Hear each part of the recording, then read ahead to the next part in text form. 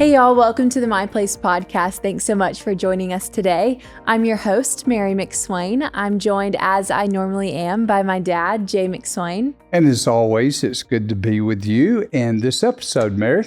Good to be with you too. Dad, did I hear right that you're going to the beach without me next week? Yes, Mary, I'm going to the beach without you next week. I can't believe it. I need some days. I have been running and gunning from event to event to event, people to people to people, and I need to get some thinking time for direction for our ministry and really just to re-energize. And you and your mom are going to work next week, and We are. I guess it's not like you're leaving me here because Mom and I will be in Indiana at a conference for Place. So I can't say that you're just leaving without me because I did already have this on the calendar. I think even before you had Florida on the calendar.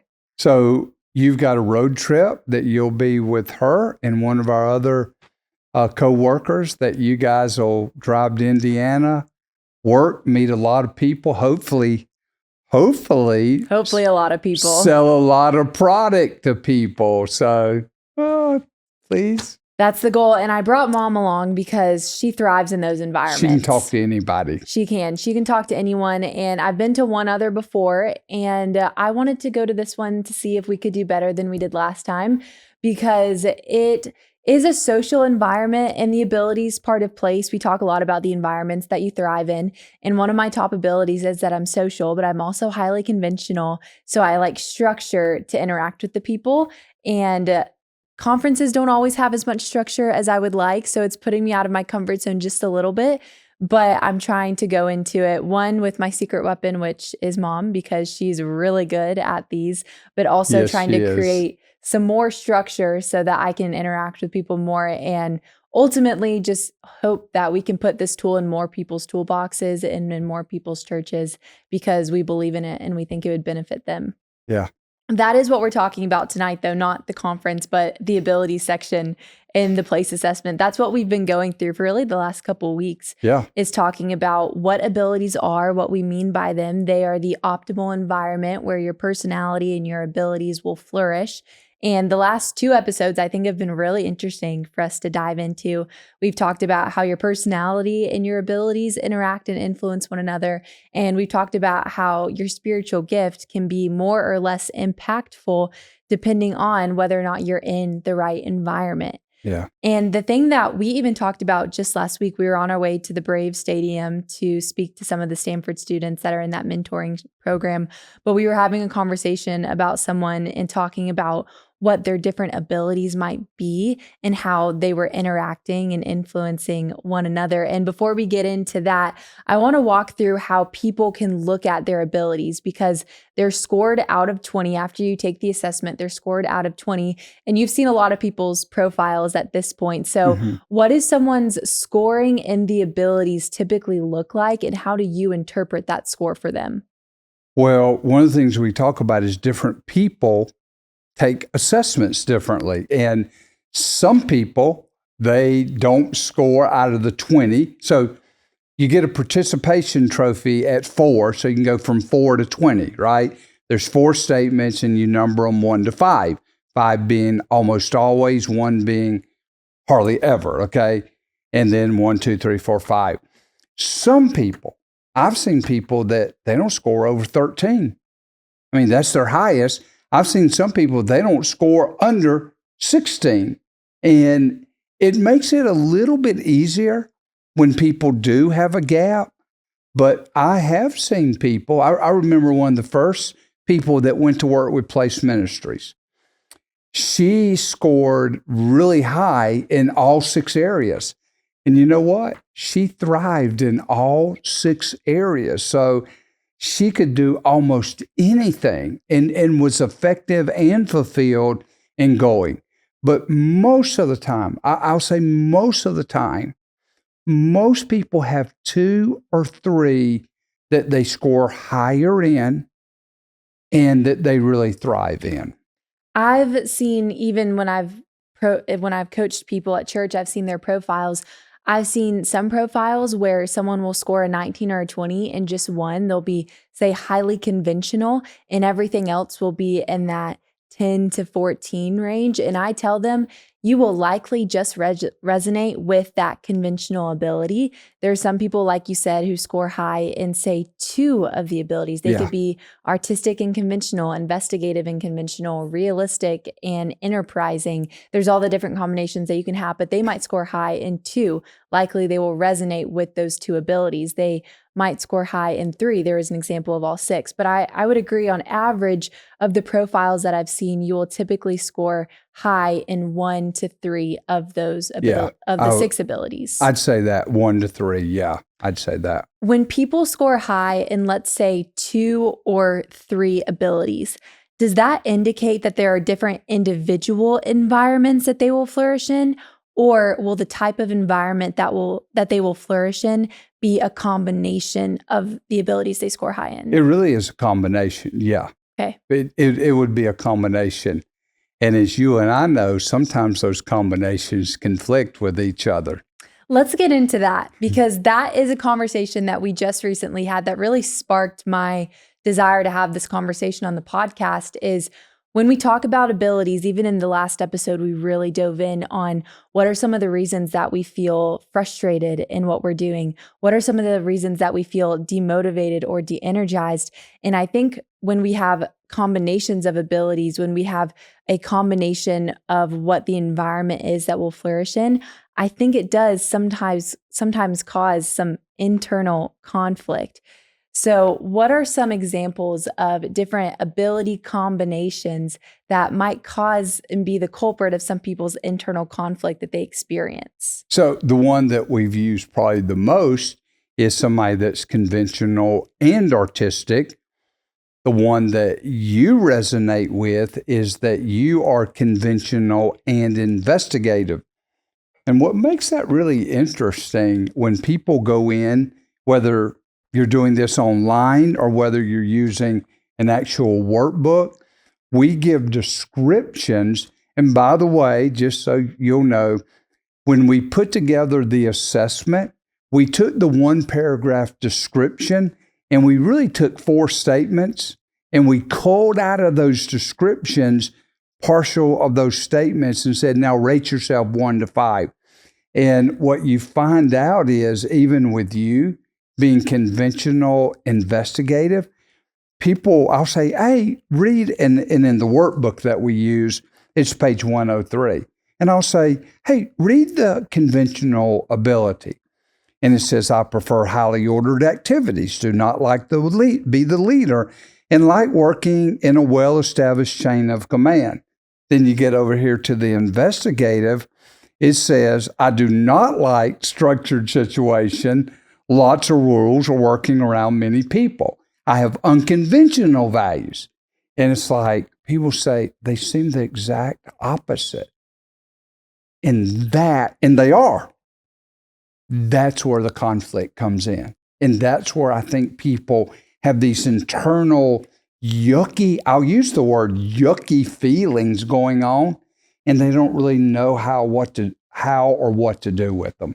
Does that make sense? Yes. And I want to, from experience, articulate where some of that internal conflict can come from. And you said earlier that the environment that you will thrive in, if you score high in 2 or 3 abilities, is going to be a mix or a combination of those environments. It's not necessarily one or the other, because I am both conventional and investigative. If I am only in a conventional environment, or if I'm only in an investigative environment, I might not thrive, I might not flourish. If I am in an environment that combines both the investigative and the conventional descriptions, and it's a combination of those 2 environments, that's where I'll thrive in. And I think we've talked about this on the podcast before. It's when we were writing the book about 2 summers ago, I think it was. And I would say I was in a very investigative environment. You gave me a problem to analyze and solve. You gave me information to investigate. I had just a little bit of information for a book, but not enough to be able to publish a book. And it was a very creative environment. I had really no structure. It was research when you want, write when you want. Where you want, the beach, wherever you yes, want, in where I between want, volleyball. whenever the creativity flows. And my only deadline was have it done before you go back to school in the fall. And for someone who is only investigative, that is an incredible environment where they get to be independent, they get to work alone, they get to do things how they want and when they want, and they've been given an environment where they get to analyze and solve a problem. But because I'm also conventional, while I was getting to analyze and research a problem, I didn't have enough structure to be in an environment where I could analyze that problem effectively and feel fulfilled and like I was really moving forward. And so what we realized is that I needed a little bit more structure. And how we solved that and approached it, we created an environment where I had some deadlines, I had some boundaries. You came back and said, okay, by the end of the week, I want a table of contents, basically an outline. And then after that, once I had that structure, you said at the end of every week, just give me a chapter. And if you're not finished with the chapter, that's fine. But at the end of every single week, just give me the chapter that you are working on. And those expectations and boundaries and really deadlines gave me that environment that I needed. It drew the box for me so that once I was inside of the box, it was still big enough for me to independently analyze and create and solve the problem of the book.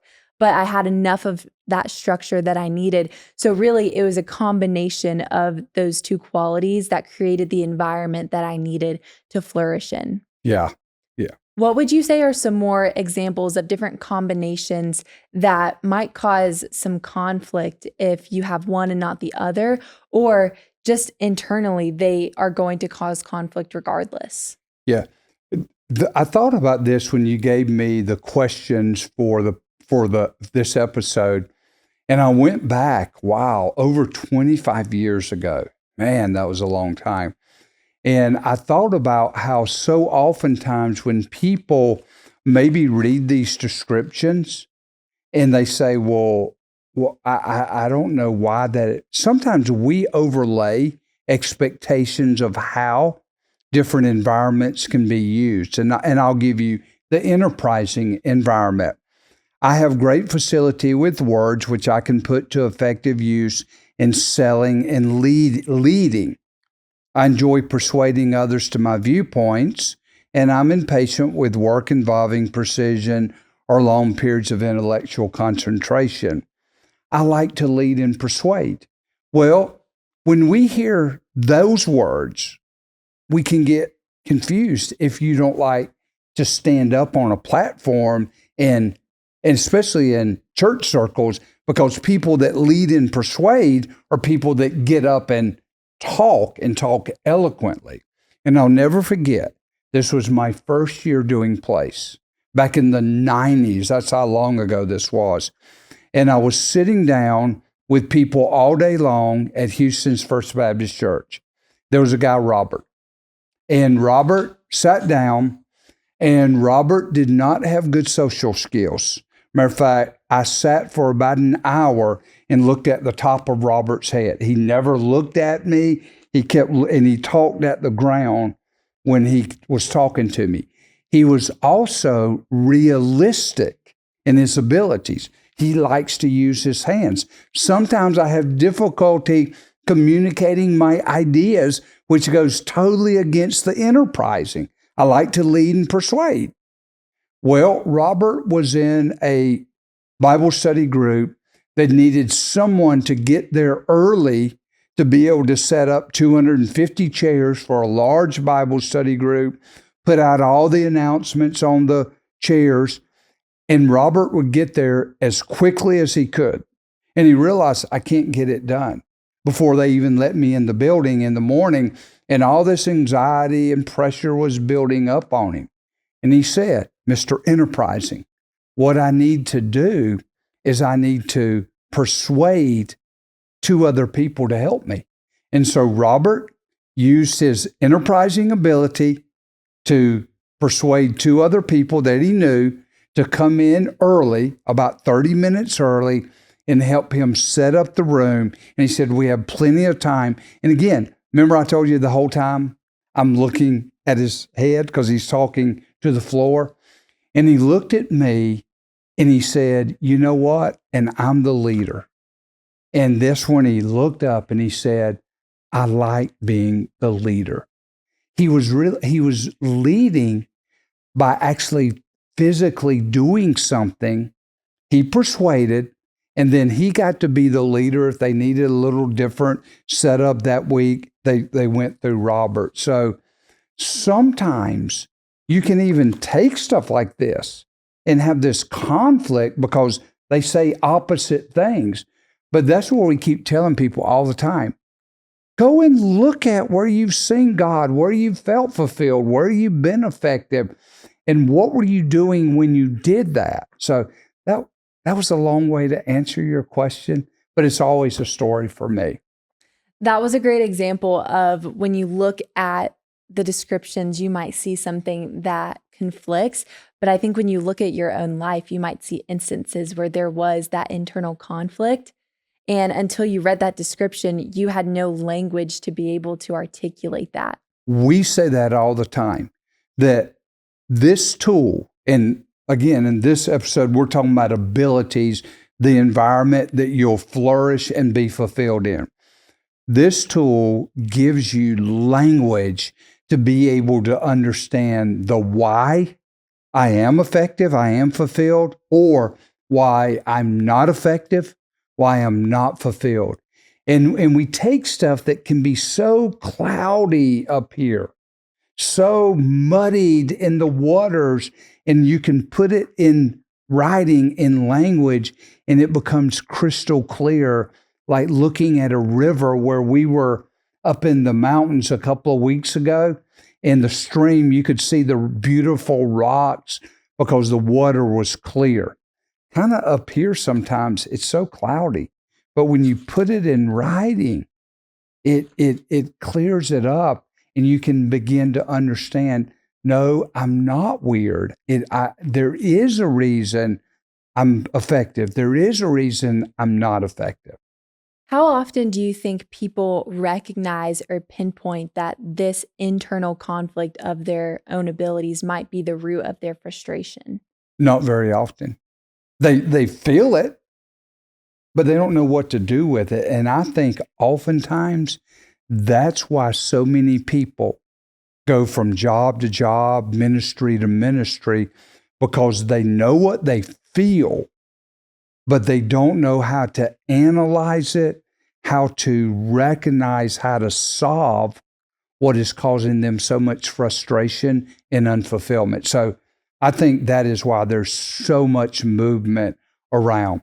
You know, when I see people that are artistic, and I mean really artistic, I tell them all the time, do not be surprised if you don't like moving around a lot in different jobs. I'll never forget this before I'd written my tool. And I was being interviewed at the church where I eventually went on staff and ended up writing plays. The pastor looked at my resume. And again, I didn't have the language then, but I did understand something when I was at my ripe old age of my middle 30s at the time. He looked at my resume and he said, Jay, I'd love to bring you in here, and I think you could probably do a great job. But I look at your resume, and most of your work life has been in your family's business. But it looks like in that business, every year to year and a half, you were getting a totally different job. Like it was like not even in the same company. And what I'm afraid of is you'll come here, and within a year or two, you'll get what we call ministry development. You'll get it put together, and then you'll be gone. I'm afraid because you don't have a history of staying. And I said to him, not if you give me a different job. And do you know that I ended up staying there 3 years? I ended up moving back to Atlanta. He moved to Houston. And I worked with that pastor in that church for many, many years. Even after I left, he left and went somewhere else, doing different jobs that were very creative. And so he used me in a way I was wired. But as the years went by, I began to understand I need things changing for me. I don't need to have the same thing where it becomes a part of managing, organizing, improving. I need something new and different because I am artistic. We were talking about someone just last week who you had asked me, do you think they are artistic? And the way that we were describing their job is very creative. But one of the things you also asked, do you think that they're realistic? And you told me Or what conventional. both. Yes. We were speculating. Yes, we were speculating. We were speculating. And by the way, we were speculating with the language Yes. of the abilities and the way we use it. So And go we ahead. were able to talk about it through that language. And one of the things you said is that I can't truly know until I see their profile. That's right. But we are speculating based off of just what we've listened to and heard from this person and the internal conflict that we see going on in their life with this new job that they have. And what is the root cause and the culprit of this internal conflict? And we were able to discuss, well, we think that they might be artistic because there is this voice desire to be able to be creative. And when their ideas are shot down, they feel discouraged when they're not able to have that freedom of even the way that they spend their time. They're enjoying that they have a lot of freedom in the way that they're spending their time and they're not being micromanaged at all. But there's also at the same time this voice frustration of, I don't know what's expected of me. I need some more guidelines. I need to know what they want me to do, even though at the same time, when their creative expression is shot down, they're frustrated. But when they don't have enough structure or expectations, they're also frustrated. And that's that artistic and conventional ability causing that internal conflict. And then you also asked, which I haven't even thought of, you said, do you think they're also realistic? Can I read why? Please. It says, sometimes I have difficulty expressing my ideas in words and in communicating my feelings to others. And so while they may be artistic and want to be outside the box in what they're doing, they need to be conventional and they don't know how to express that. Again, all this conflict is going on inside, but they don't know what to do with it. And it is, we say this all the time, every time we teach place. Awareness is one of the most powerful gifts you will ever give to yourself. Or if you're trying to help other people, which what this podcast is about is helping other people be aware of how God created them so that you can know the why.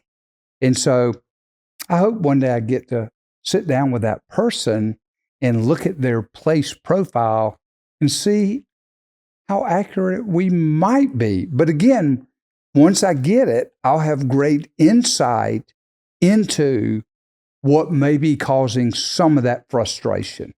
And I think even in that instance too, the other thing in the descriptions, it says that the person that is realistic has a hard time expressing their thoughts and their ideas and their emotions to other people. Someone who is artistic is very sensitive.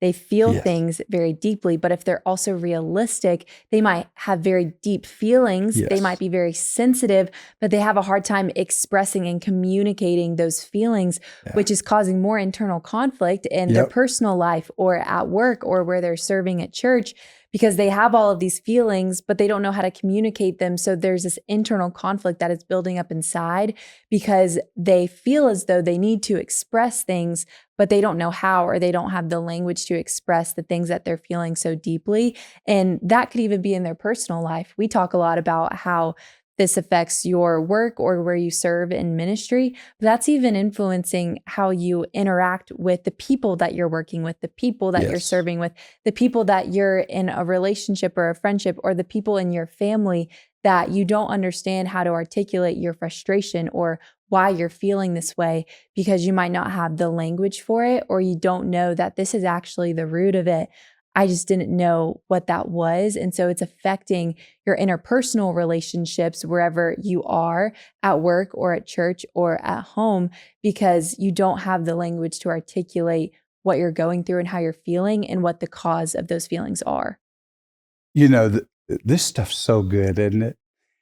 That is why sometimes when I've been overseas traveling, sometimes I can get so frustrated because I want to communicate something and I don't have an interpreter maybe with me, or I don't know the exact way to say it based on how it would be received. And it gets frustrating to me. That is the exact same thing that happens to us internally when we don't know the language of how to process what we're feeling in the conflict that we're going through. It's just like not being able to speak to another person because you don't know their language and they don't know your language. This is cool stuff when you know it. Yeah, that is such a good example and such a helpful way for people to think about why it's frustrating to them. How would you advise someone to address this internal conflict in their life? Go through place. That's a great ad. Oh, that was a brilliant thought that I just had. I mean, if you don't have the language, I mean, we've been saying it. I mean, I'm laughing about it.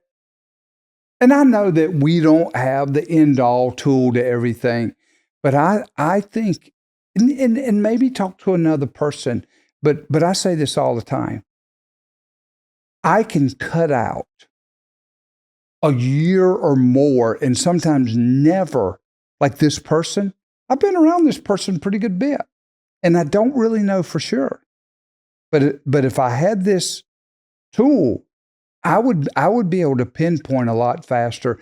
So I go back, I started laughing and giggling when you asked me that question, because that was one of the questions that you had. And it was like, do this, use our material, use our content, look at the way we describe each of the abilities. And again, we've said this in a lot of different ways. Go back and read those statements and ask yourself, is what I'm doing allowing me to be able to flesh out that statement, or is something keeping me from being able to do that? Or in the case of communicating my feelings, then I've got to find a way. It may be harder for some people. If they have a hard time expressing their, maybe they have to think about it more. But you have to learn how to communicate, especially communicate to yourself. This is why I'm frustrated. Communicate to those that you're working with. This is why I'm frustrated. So I started laughing, but it is going back to having a language that you can understand yourself and be able to communicate that to others or to yourself or to those you're serving, working, doing life with. I'll add on to that. One, take the assessment, but two, learn the language. Like if you're learning a new language, if you're in a different country that speaks a different language, you take time to learn the language and you spend time with those people, understanding them and understanding their language and where they're coming from so that you can converse more effectively with them, so that you can connect with them through that shared language. So I would say, how do you evaluate and address this in your life is learn the language so that you can connect your experience with your own evaluation. You can connect your circumstances to your experience and your emotions. And the way that you do that is by having a shared language of what am I experiencing externally? What am I feeling internally? And the thing that allows you to connect those two things and evaluate them is a language that helps you to articulate what's happening externally in your life and what you're experiencing internally through your feelings and your emotions. Yeah, having that shared language, it made me think about several years ago. I was in Venezuela and I was teaching place for the first time in Spanish. And I was in a church where I was speaking at on a Sunday there. And I memorized in Spanish about the first 5 minutes of my sermon. And I watched people like just light up. Now, I'm sure I was butchering the pronunciation. The pronunciation of it. I don't know how to roll my tongue like you do, but I was speaking words that they could understand. And I went about 5 minutes, and then I said, and I had an interpreter with me, And I said, and sorry, now I'm going to have to go back to the interpreter. And I just watched them get deflated, but it was so cool. It felt so good to me. It felt so good to them to understand the language. And I think that when you understand the language of you, it is a great feeling. It is that warm, fulfilled feeling. And when you don't understand the language of you, it can be very frustrating. And that's what we hope these conversations are. We hope that we are able to speak into your life, that maybe we are articulating for the first time some of the things that you've been frustrated with. Maybe we're speaking a language that seems a little bit foreign to you, but you are still feeling frustrated. So maybe this is the language that you need to learn to help address some of the things that you haven't been able to articulate. So we would encourage y'all, one, to take the assessment so that you can discover some of the abilities maybe in your own life that are causing some of that internal conflict, and that can affirm some of the frustrations that you haven't been able to identify yet. And in addition to that, keep listening to these conversations so that you can learn the language that can articulate you, and also so that you can meet other people and who they are, and you can help articulate them, and you can be able to connect who they are to what they're feeling, and that will help y'all connect more and communicate more about some of the things that you are going through and some of the things that you're experiencing. So we would encourage y'all, one, go take the assessment, but also just keep learning the language that can articulate who God made you to be, so that you can connect who you are to what you're doing and what you're experiencing. And maybe you can even help build that bridge for somebody else. So we hope to see you back here next week as we continue these conversations.